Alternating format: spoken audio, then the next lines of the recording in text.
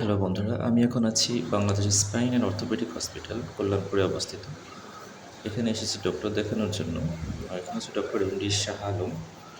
ওনার visit ২,০০০ টাকা এবং ওনাকে ২ মাস আগে থেকে সিরিয়াল দিয়ে রাখতে হয়।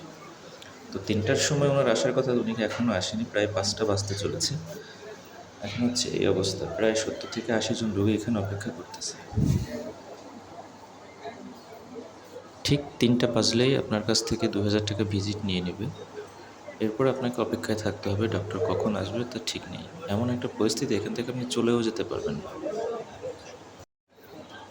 ভাইয়া ডাক্তার কয়টা আসবে এটা বলেন তো একটু। আমি তো নিজেই জানি, তাহলে তো আপনাকে বলতে পারবো। নিজে জানে, তাহলে আমাদেরকে কেন 3টা টাইম দেওয়া হয়েছে? এটাই তো বললাম যে আসলে পরে ডক্টর এবং ওনার ম্যানেজার থাকবে, তাকে বলবেন যে আমাদের 3টে টাইম দিয়েছেন, আপনারা তো এখনো আসলেন না, বা কেন এরকম দেওয়া হয়। 3টা বাজে আপনি টাইম দিয়েছেন, এখন এখনো কোনো ডক্টরের খবর নেই। আপনি 2,000 টাকা ভিজিট নিয়েছেন, তাহলে তো আমরা পাবলিকে যেতে পারতাম নাকি? এখন আমাকে বললে এটা কোনো সলিউশন নেই তো। তাহলে কাকে বলবো এখন আমি বলে? ম্যানেজার স্যার আসলে ওনার সাথে কথা বলে ম্যানেজারই তো খবর নেই। আসবে আসবে। আচ্ছা, এখানে যে নাম্বারটা দেওয়া আছে, এই নাম্বারটা কার? এই যে এখানে এনার কোনো নাম্বার আছে? এই ডক্টরের কোনো নাম্বার আছে? এই ডক্টরের নাম্বার তো থাকবে, ডক্টরের কি নাম্বার থাকে না? অবশ্যই আছে। আচ্ছা, ওনাকে একটা ফোন দেন প্লিজ, ওনাকে একটা ফোন দেন। ওনার ফোন দেওয়া ওনাকে কে ফোন দিতে পারবে? ম্যানেজার? ম্যানেজার এখন কোথায় আছে? ম্যানেজার নাম্বার নেই কথা বলতে। আচ্ছা, ম্যানেজারের নাম্বারটা একটু দিন। আপনি কি এখানের পেশেন্ট? এর আগেও আসছেন এখানে? আচ্ছা, ইনি কি এরকমই করে সব সময়?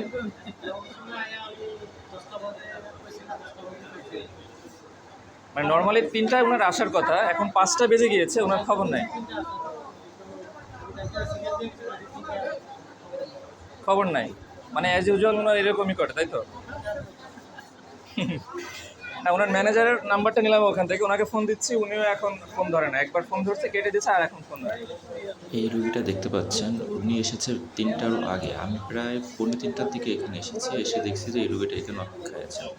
খুবই মুমূর্ষু অবস্থা। এখানে কি ধরনের রোগী পড়ে আছে দেখছেন? ইনি কত সময় ধরে শুয়ে আছে? যেহেতু ভাই পাবলিক হসপিটালগুলোতে অনেক ভালো, আপনি ২,০০০ টাকা দিয়ে ভিজিট এভাবে হলে দিচ্ছেন, কেমনে অথচ হবে? আপনাকে সেই মুহূর্তেতেই করতে হচ্ছে। এরকম সার্ভিস তো কখনো আশা করতে পারি না। দয়া করে সবাই একটু শেয়ার করে। ডক্টর এসেছে প্রায় 5:30টার দিকে। আমি ওনার সঙ্গে আর্গিউ করতাম এটা নিয়ে কেন লেট করলো, কিন্তু আসলে অনেক রুগী বসে আছে, এই জন্য আমি আর আসলে ওনার সঙ্গে কোনো ঝামেলা করতে চাই না। এখন দেখি উনি আসলে কীভাবে রুগী দেখে। উনি কিন্তু এখন অন্য পেশেন্টের বিষয়ে কথা বলছেন। যে পেশেন্টটা মাত্র আমি ঢুকিয়েছি তার সঙ্গে কোনো কথা হচ্ছে না। যেটা মনে হচ্ছে, উনি আসলে একবারে 4-5 জন রুগী এখানে ঢোকেন। ওনার 4 জন অ্যাসিস্ট্যান্ট আছে, 4 জনই কম্পিউটার নিয়ে বসে আছে, 4 জনের সামনে 4 জন রোগী থাকে। উনি একজন একজন করে যায়, 2 মিনিট কথা বলে অ্যাসিস্ট্যান্টকে নির্দেশনা দিয়ে দেয়, অ্যাসিস্ট্যান্ট সেভাবে ওষুধ লিখে দেয় এবং যা যা টেস্ট লাগবে লিখে দেয়। ভাই, আপনি ২,০০০ টাকা ভিজিট দিয়েছেন, অন্তত ডক্টরের কাছ থেকে 10টা মিনিট তো আপনি আশা করতে পারেন, কিন্তু এখানে সেটা নাই। তো এটা আসলে কমপ্লিটলি বিজনেস ছাড়া আর কিছুই বলা যায় না।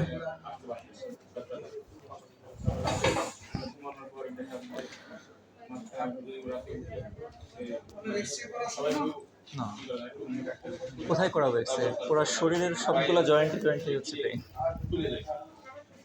জয়েন্টগুলোতে আর কি।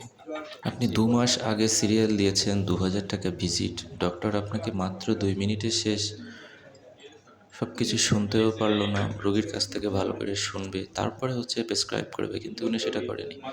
আর উনি এখানে দেখেন একজন ফিমেল রোগী, তার সঙ্গে গায়ে হাত দিয়ে উনি কীভাবে দেখছে। আসলে ওনার এখানে একজন নার্স রাখা উচিত ছিল, কিন্তু ইনি সেটা করেনি। আর যেটা বুঝলাম, ওনার আসলে যে অগ্রিম যে সিরিয়াল দেওয়া 2 মাস আগে, এটা আসলে একটা নাটক। মানে এখানে ডাক্তারের যে অনেক বেশি গুরুত্ব, অনেক ভালো ডাক্তার, এটা বোঝানোর জন্য। কারণ উনি তো প্রতিদিনই রোগী দেখছে, মাসের 30টা দিনই উনি রোগী দেখছেন, তো সেখানে অ্যাডভান্স সিরিয়াল নেওয়ার কী দরকার?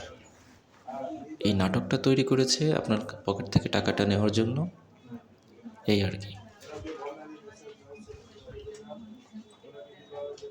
উনি কিন্তু রোগীর সঙ্গে এখন কথা বলছে না, উনি ওনার অ্যাসিস্ট্যান্টকে নির্দেশনা দিচ্ছে, যেটা আসলে খুবই খারাপ লেগেছে। এখানে একসঙ্গে 4-5 জন রোগী ঢুকিয়ে জাস্ট একটা রোগীর সঙ্গে 1 থেকে 1.5 মিনিট কথা বলে উনি ওনার অ্যাসিস্ট্যান্টকে দিয়ে কাজ সেরে ফেলতেছে।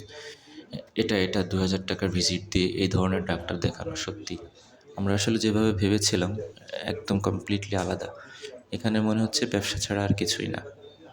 আগে জানলাম এখানে কখনোই আসতাম না। সবার কাছে অনুরোধ দ্রুত শেয়ার করবেন। বর্তমানে এগুলো চেঞ্জ হওয়া খুবই জরুরি। দেশের এই পরিস্থিতিতে এগুলো চলতে পারে না।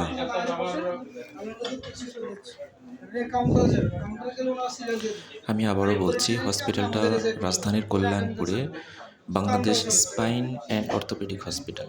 এখানে ভুলে কেউ আসবেন না, কারণ এখানে আসলে আপনাকে শুধু শুধু টাকাই যাবে, আপনি সেবা পাবেন যে না। কেউ রিপোর্ট নিয়ে আর আসবে। এটাই ওদের হচ্ছে কমপ্লিটলি একটা বিজনেস ইনস্টিটিউট। এটাই চিকিৎসাটাকে ওরা আসলে বিজনেস বানিয়ে ফেলেছে। এখন দেখেন শেষ, আমার রোগী দেখা। সবাই ভালো থাকবেন।